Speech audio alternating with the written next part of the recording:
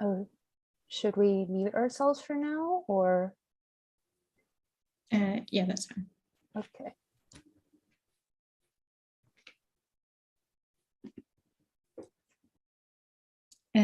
Okay, hello everyone. I think we're connected now. Thank you for coming. My name is Astrid and I'll be your host for tonight's English Symposium. I'm joined by Christina from the United States and Lynn from South Africa, and they will each hold a presentation for you tonight. Christina will tell us about the best way to care for cockatiels, and Lynn will teach us about how to read and understand different cat behaviors. If you have any questions for the tutors or comments on the presentation, please feel free to write in the chat during the stream, and we'll talk about your questions after each presentation. 皆様ご参加ありがとうございます。本日の英語シンポジウムのホストです。アセと申します。本日は2人の講師からペットについてプレゼンテーションしてくれます。クリスティナ先生はアメリカ出身で、オカメインコの世話方法についてご紹介していただきます。リン先生は南アフリカ出身で、猫の性格や行動、またはそれを理解する方法についてプレゼンしてくれます。講師へのご質問やコメントがあれば、英語でも日本語でも、大丈夫ですので、気軽に右側にありますチャットボックスから、お願いいたします。それでは始めたいと思います。Okay, then I think we can start. Christina, if you want to start sharing your screen and starting your presentation. All right, so give me 1 second. Okay. All right, so hello everyone. My name is Christina. I teach drawing and English on Cafetalk. And today I'm here to talk about cockatiels and how to take care of them. Yeah. So here on the screen are my 2 babies that I had before they flew away because they're jerks. But anyway, so this is Xiang. He was around 3 years old when I last had him. This over here is Xiaodou, and he was around 9 months old when I last had him. I say he and him, but I don't actually know what gender they are. Anyway, I'll get to that. Okay, so let's do some quick introductions to cockatiels. First of all, they are part of the cockatoo family. So these are the parrots with the feathers on the top of their head called the crest. They are from Australia, so they are naturally born there. They naturally live there in the wild. Yeah. Just like dogs, you know, when cockatiels are born, it takes them about 1 year before they become adults. And again, their crest, the feathers on the top of their head, these feathers express, you know, how the bird is feeling, their emotional state, right? So I have some examples here. If they are raised up, that means they're excited, surprised, maybe they're curious, that kind of thing. When they're down and relaxed, well, it just means they're relaxed, right? They're calm. If they're flat against their head, this means they're scared, they're angry, they're trying to defend themselves, right? There are many different color variations or different colors of cockatiels. The only one where you can tell whether they are a boy or a girl just by looking at them is the normal gray color. So the boys have these bright heads and then girls are more dark in color. For all the other color variations, you will not be able to tell if the bird is a boy or a girl unless you get like a DNA test. Yeah, so that is the introduction. So what are they like as pets? There's a lot of text here, but bear with me, I'll walk you through it. Okay, so first of all, remember that birds, all birds, are not domesticated animals. So a domesticated animal is basically just an animal that has been made to be around people, right? So if you think about dogs or farm animals like cows or pigs, those are domesticated animals. They are made to be around people. Animals like birds or cats are, you know, they're not made that way. So they're closer to being wild animals. They can still be very nice pets though. Depending on the personality of the bird, they can be pretty loud. So a cockatiel squawk, or like their cry or yell, this is made to be a signal for their flock or their family, their friends, right? Their group.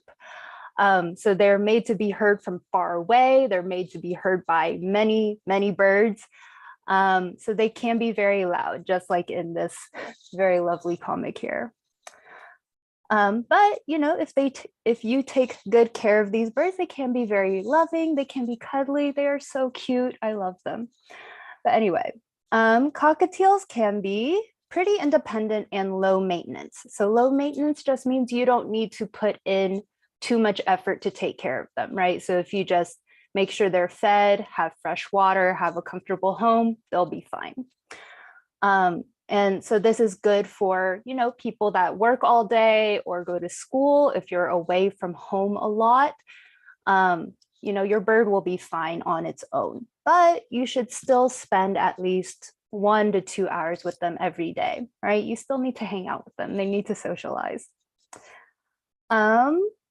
They need a lot of time and patience when getting used to something new. So like new toys, new food, that kind of thing. So it is not rare for new cockatiel owners to accidentally starve their birds to death because, you know, if the bird is not used to the food, it will not eat and they will choose to die instead of eating. So you do need a lot of patience to make sure that they get used to the food, right? That they get used to these new things so that they don't die. Also, cockatiels do bite, especially when they feel scared. Their beaks or their mouths, right? Their beaks are meant to break open seeds. So in the wild, they eat a lot of seeds. You know, they live in the trees, that kind of stuff. So because their beaks are very strong and very hard, they can make you bleed. So, you know, just be careful about that. Cockatiels are very dusty. They shed a lot of dandruff. Yeah, so if you don't know what dandruff is, basically if you think of like people with very dry heads, like, or maybe they haven't washed their hair in a while and you see a lot of the like white flakes or white skin coming off their hair, that's dandruff. So these birds naturally shed a lot of this dust, right? This skin dust. This is so that they can waterproof their feathers, and this is so that they can clean themselves. So yeah, if you get a cockatiel, you're gonna have to clean a lot. Yeah. They are very good flyers. You know, they learn very naturally and they don't need a lot of air to get them really high and far. They can also learn a lot of like tricks. They can learn how to talk. They can learn how to sing or whistle if you train them.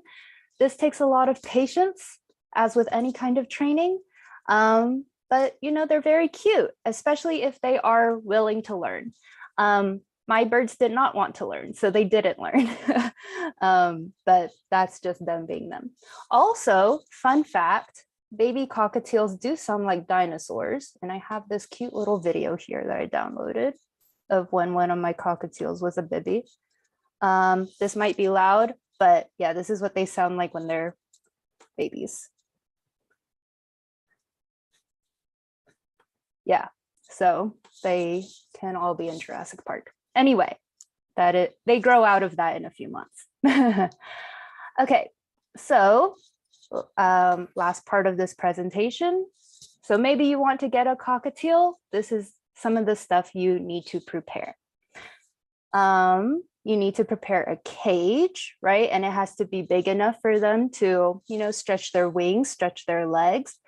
So this is the, you know, dimensions of the smallest cage you should get. If you can get a bigger cage, great. They should also have a variety of perches, right? So this is the stuff that the bird stands on or, you know, climbs on when they're in their cage. There are a lot of different types, like plain wood or like a sandpaper type, so that they can, you know, shave their nails, right? And, you know, rope types that might be very colorful and fun for them. They also need a lot of toys, especially things that they can chew. So my birds really liked cardboard or paper. string, zippers and buttons, that kind of stuff. If you can get like a foraging ball, so this is basically a ball that, you fill with treats and then they can like, play with it so that the treats fall out. Some birds like that. My birds didn't. They were very impatient. When you get food, make sure you get both formulated pellets. So that's kind of like the bird equivalent of dog or cat food, and seeds. So birds naturally will like the seeds more. But if you only get seeds, that is too much fat and too much calories for birds that stay at home. So birds in the wild, of course, can use up that many calories because they're flying and climbing more often. But birds at home should eat pellets instead, because these are made to have all of the vitamins and nutrients that the bird needs. If you want to get treats, then I recommend getting millet spray, which is like candy for birds. They love this stuff. Also like raw fruits and raw vegetables. Do not cook the vegetables before you give it to your bird. That will make them sick. So make sure they are uncooked and fresh. For fruits, they can eat pretty much anything except for pit seed fruits. So like cherries, avocados, they can't eat that kind of stuff. But they usually like tougher fruits like persimmons, apples, chewy stuff, that kind of thing. Cockatiels do need 8 to 12 hours of sleep every day. They also like to sleep in, pretty dark environments.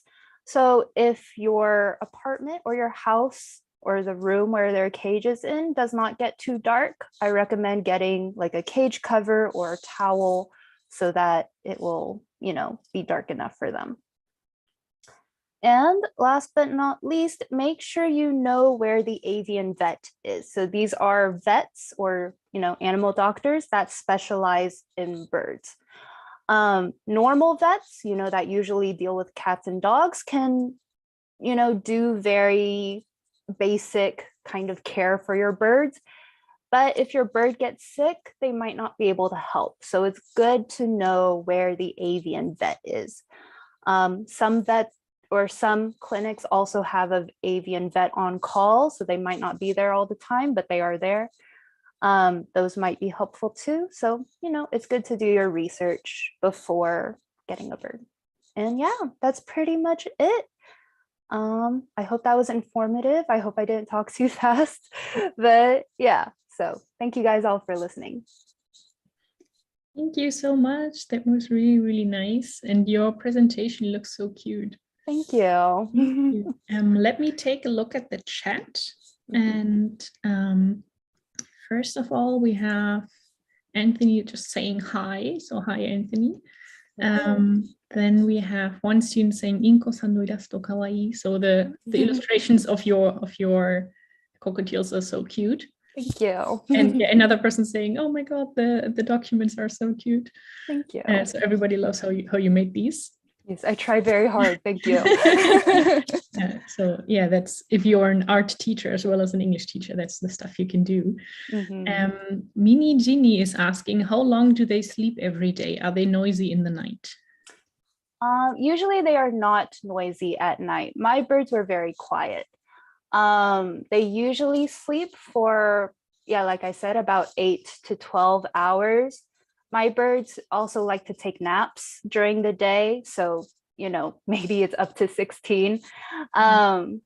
So yeah, it depends on the bird. Like Xiaotou was very active, so he didn't sleep as much. Shang was kind of like me and liked to sleep all day. So if I went to sleep, he went to sleep. Yeah. So it depends on the bird. Okay. But they don't then make noise at night. They sleep. No. Yeah, they're very quiet. Okay. And Cecile is asking, I'm afraid I could not hear the sound of the video, the bird song. Oh yeah, I think while you shared the video of your bird, we could not hear the sound. Okay. I mean, do you want to? I can try sharing just the video.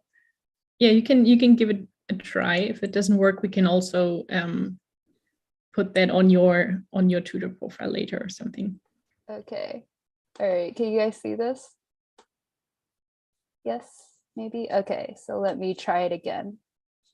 It might be loud, just a warning. Okay.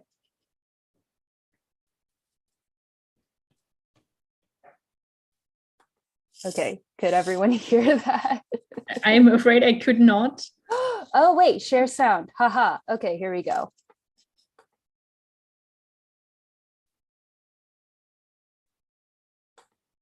Oh. I can't hear it, unfortunately. No. Oh, okay. Sorry. Oh, I think now we have the video here. Okay. Oh, yeah, there it is. Yeah. Yeah, now I could hear it. It really sounds like a dinosaur. Yeah, exactly. Yeah. Anyway, yeah, they sound like dinosaurs. Mm-hmm. Only when they're babies, though. When they're grown up, they sound much better. We have one more question from Wei. How to deal with cockatiel panic? So I guess that means how to deal with them if they are distressed, because you mentioned when they are angry and so on, their expression shows. Yeah, okay, so it depends. So if you are the one making them scared, right? So maybe you got too close to them too fast. Of course, the big thing would be to give them space. If it's something like, I don't know, another animal or, you know, a new person and they don't like this new person, I would, you know, take them away from that environment, maybe put them in their cage, somewhere where they are comfortable. My birds were very comfortable with me holding them. So, you know, if they got scared of something, I could just scoop them up and, you know, put them on my shoulder and kind of comfort them like you would like a small child. So yeah, it depends on your bird. I think good rule of thumb would just to try to put them back in their cage and let them calm down on their own in a comfortable environment. Yeah, thank you. Yeah, and now in reaction to the video, everybody's saying, "Oh, so cute." Was it cute? I don't know. Yeah. Yeah. Lynn, do you have a question or a comment for Christina as well? Yeah. Christina, I'd like to know, when did they fly away? And are there any chances of them coming back to you? Yeah. Okay, so I guess small story. Shang actually ran away twice. He's a super jerk. So the first time he ran away, I got him back in about 3 days. Yeah, and this was after, and you know, it helped that I was in a small town. So, you know, many different like restaurants or stores let me put up posters in them. And yeah, so, and a lot of people helped me look. And also there weren't many buildings that he could escape to. Yeah, so I got him back after about 3 days of very stressful looking. After I moved to a more suburban area, they both flew away, I think in October of 2021. Yeah. Yeah, and you know, I tried putting up posters and I tried, you know, spreading the word online and in like pet forums and you know, reporting to the police for lost pets and stuff like that. But you know, they never came back. So no. Yeah, so you know, it is what it is. You get lucky sometimes and sometimes you don't. Okay. Yeah, I will say that, you know, if your bird does get loose, it is possible to get them back like it was, you know, the first time with Shang. It just takes, you know, a speed, right? So the faster you start looking and the faster you can get posters out and stuff like that, then the more chances you have of bringing them back. But yeah, you know, they're birds, they fly. Yeah. So it is what it is. Yeah. Thank you so much. Yeah, then if Lynn is ready, do you want to start with your presentation? Let's see. Did your cat come in just now? I think I saw a cat earlier. Yeah, she is here.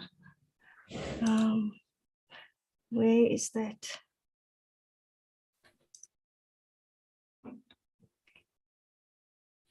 Can you see my screen? Not yet. I think, yeah, now it's showing. Okay, can you see? Okay. Okay, in this presentation, I will discuss some of the factors that influence the behavior of my cats. Here are two of them, and they were born in a different environment from the one in which they grew up. They were born outside, and they lived there for a while, and then they moved into our house, and it became their house, and now we live with them. But it all started with the feral cat in the complex, which most of the residents knew as Manx. She was also thought to be a male cat at the time. There was a lady who took care of her, gave her food and water, and that's part of how she survived. And then one day Manx had kittens, and that's how we found out she's actually a girl kitty. So in the process of moving her kittens around, one of them ended up at our front door under some leaves, and that's where we found her. We actually thought Manx abandoned the kitten, but moving them around is what they do while they hunt for food. They need to eat to produce milk to feed their kittens. So we brought the kitten in and we named her Lynxie. We kept her warm, we fed the little one. We even had to make her poop and pee, because when the mother is with them, she licks their genitals and anal area, and that stimulates bowel movements and bladder movements, and that's how they poop and pee. What we done was we took a piece of damp cotton ball and we rubbed it against her genitals and the anal area, and that's how she defecated. Where are we now? About 10 days, after 10 days of being with us, I put Lynxie on a blanket on the floor and I called Manx. And I thought Manx was just going to come and visit.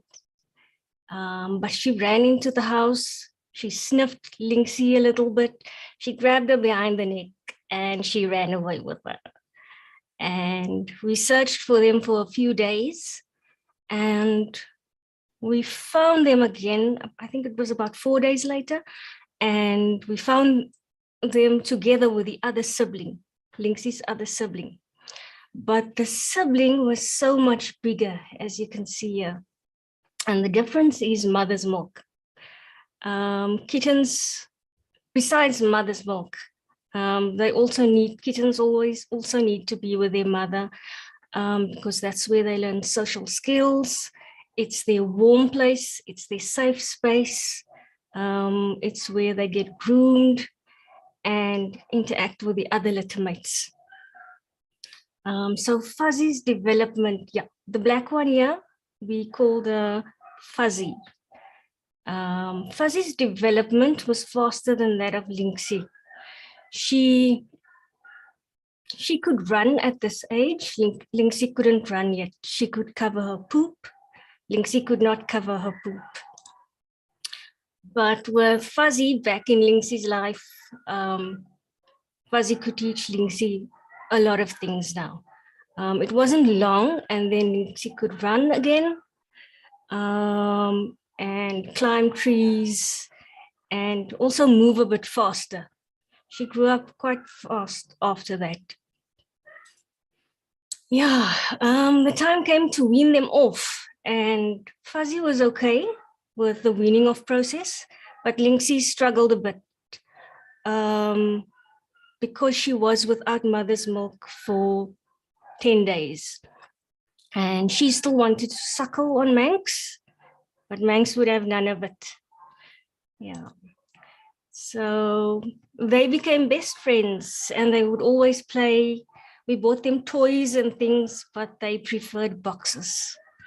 Yeah, they were best friends until Manx gave birth to her second litter. And then Lynxie liked the kittens. Fuzzy didn't bother too much with the new kittens. So that was Easter weekend 2008. It was on the Friday. In the morning, Manx gave birth to 2 girls and a boy. Here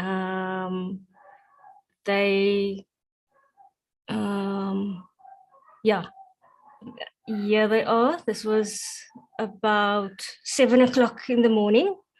And while Manx was giving birth, we would feed her and give her water just to make it easier on her. So cats also behave based on their breed. Okay, so our cats, all of them are a combination of breeds. Each one is a mixed breed. So besides the Manx breed, you can see here, this one is Simba. He was born first. He's got a short tail there, and that's because of the Manx gene. But he also has color markings, like that of a Turkish fan. I don't know if his father was a Turkish fan, but Simba's got the color markings of a Turkish fan. And it's interesting that he actually behaved a lot like a Turkish fan. He never liked to be picked up, but he did want attention, and I could sit next to him, but he didn't want me to hold him in my arms. He was the only male cat in the house, and he grew up to be quite a big cat, and he took on the role of protector. He looked after everybody in the house. If anybody was sick, he would take care of us. If anybody was injured, he would know. If any of his siblings were in danger, he would go and fight off the other cats. Yeah. Then the second born was Cuddles. Yeah, she's got a long tail. She grew up to be a beautiful color point short hair. And true to that breed, she was very talkative. She would even be vocal with the mouse that she caught or the bird that she caught. She would speak to the mouse and the birds. Yeah. The only other thing she done, but that was normal cat behavior, was she would scratch a lot. Yeah, that's not breed specific. It's just what cats do. And we had to change our furniture. So the third one that was born was this orange one, Gingy. Oh, she was a naughty kitten. I always heard people say ginger cats are naughty, and with Gingy, it was definitely like that. We don't know what other breed Gingy has or other genes she has, but she would run away a lot. She would leave in the morning, and then she would get lost in the day and only come back the next morning. She caused us many sleepless nights, and we were worried sick. Yeah, so yeah, Lynxie befriended the kitten. Fuzzy became a bit of a loner, and she done her own thing. But Lynxie even let the kitten suckle on her, especially when Manx was spayed in hospital. Wait, Baba, Lynxie, I've got a cat here. She's sitting here. There's Lynxie. She's been here the whole time. Yeah, Lynxie befriended the kittens, and we later saw that she actually had other plans. The reason for doing that was because she was without mother's milk for 10 days, she actually suckled on Manx for a second time after Manx gave birth to these guys. So the 10 days without mother's milk did affect her. Yeah, and we thought that was strange because she was already weaned off. So, yeah. So from strange behavior, we moved to abnormal behavior. This is Simba. We found him in the litter box. He couldn't pee. He had a blockage in his bladder. This wasn't the first time. When he was 4 years old, it happened for the first time, and in subsequent years, it would happen again. It is normal, or it is common in male cats that have been neutered, and he was neutered. We took him to the vet, and he actually had an op. He had surgery, and that was done to decrease his chances of repeated blockages. And it was actually a very good op because he never had blockages after that. There was some complications with this incident, and he was later diagnosed with a heart condition. So his heart grew larger. He was supposed to be on medication, and we managed to give him medication in the beginning. But after a few years, he didn't want medication anymore. And he passed away 3 months ago. So, and because of that, Gingy, his little mate, she was lost again. When she was young, she got lost outside, and now she's lost in terms of loneliness, and her mind wanders, and she doesn't know what to do with herself. She constantly wants to sit by us. So yeah, she's now a very lonely cat. Okay, here's another example of abnormal behavior, soiling outside the litter box. So cats soil outside the litter box because of a few reasons. They maybe don't like the litter box. They don't like the type of litter. They don't like the placement of the litter box.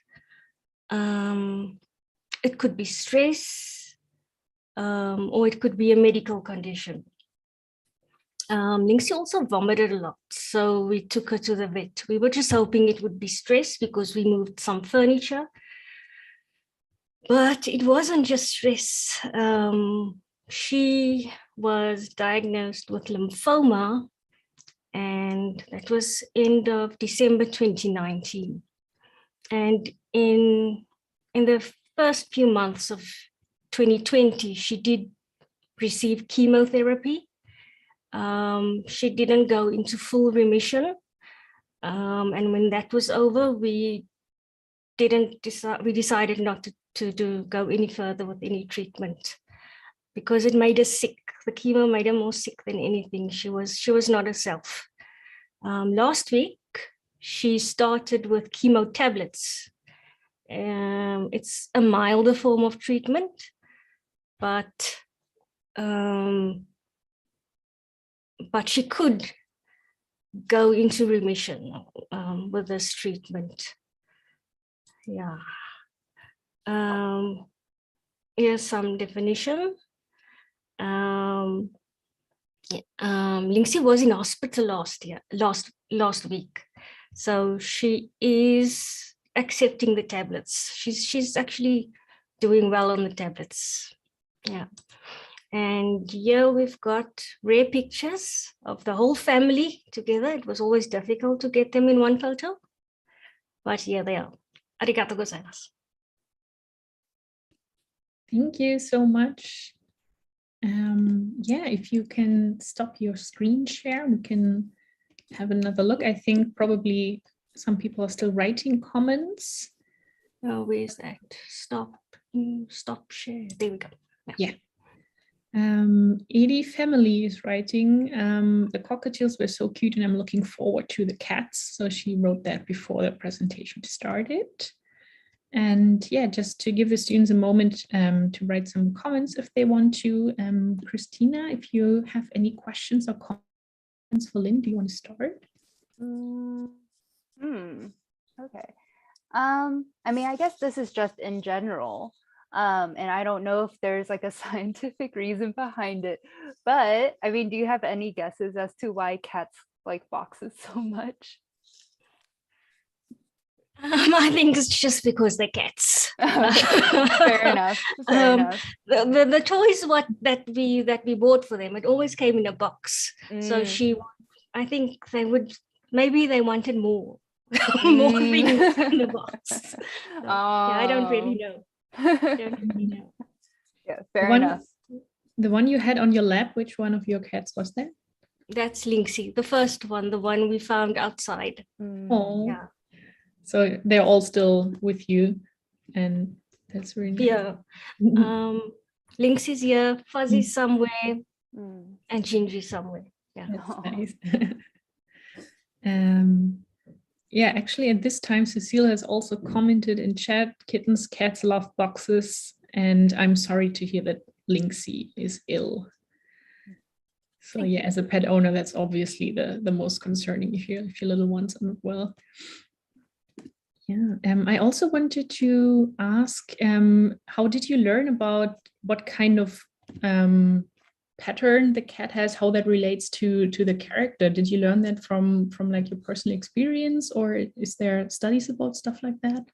Yeah, I've read up on it, and I also done a course in ethology. Really? Wow. I didn't know there were courses for things like that. It sounds really interesting. Thank you so much. Sorry. Yeah, I'm gonna go back to comments a little bit later in case there are any more. But yeah, sorry, Christina, did you mean to ask something else? I didn't. Oh, yeah. No, sorry. I was just wondering, like, okay, because you said Gingy felt very lonely after her litter mate died. Like, is she not able to get as close with other cats? It's because they were, yeah, Cuddles actually died a couple of years ago. So they were 3. So Cuddles died a few years ago. And that's when Simba and Gingy became close. They were littermates. Fuzzy and Lynxie is littermates, but Simba and Gingy is littermates. So they became close after Cuddles died. And when Simba died, Gingy was alone now. And they were always together. They slept together. They were very close. Yeah. Okay, I see.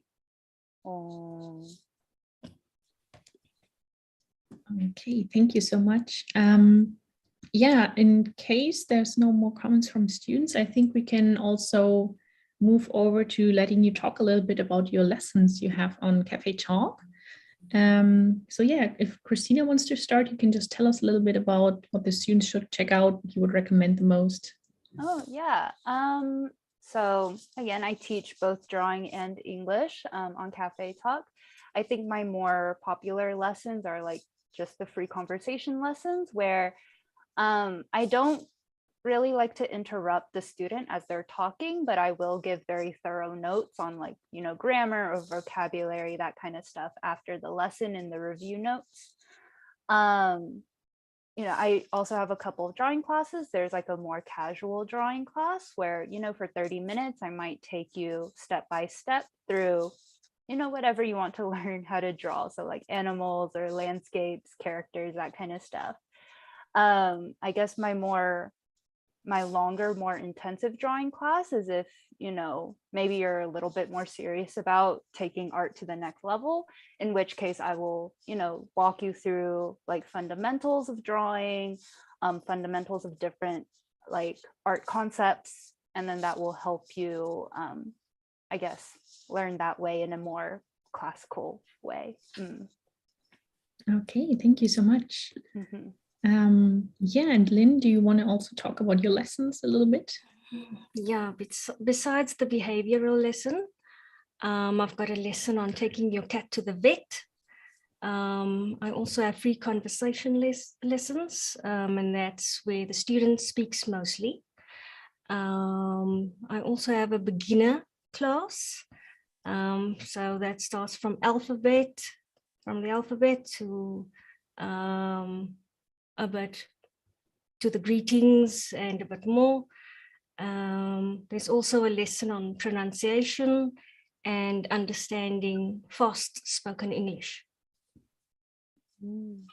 Okay, thank you so much. And yeah, we will also, of course, link to your profiles on the symposium page for anybody who wants to check out your profiles. And yeah, then I hope everybody had fun today learning about cockatiels and cats. And yeah, please check out our tutors lessons. And yeah, I hope I see you then next time.